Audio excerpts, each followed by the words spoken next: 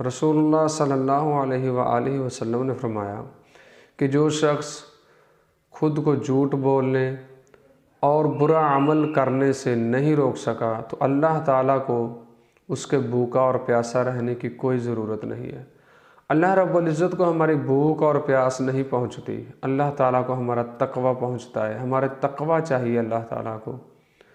روزہ رکھ کر گالی گلوچ نہیں کرنا چاہیے، غلط بات نہیں کرنی چاہیے۔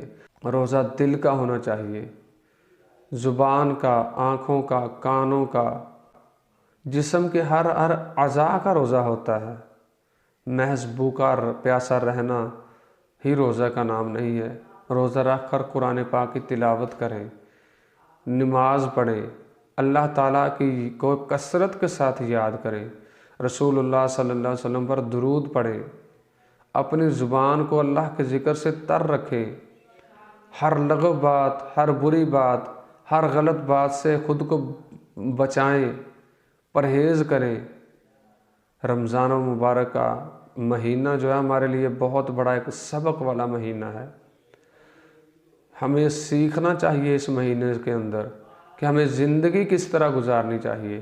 جس طرح ہم رمضان کا مہینہ گزارتے ہیں اسی طرح ہمیں ساری زندگی گزارنی چاہیے۔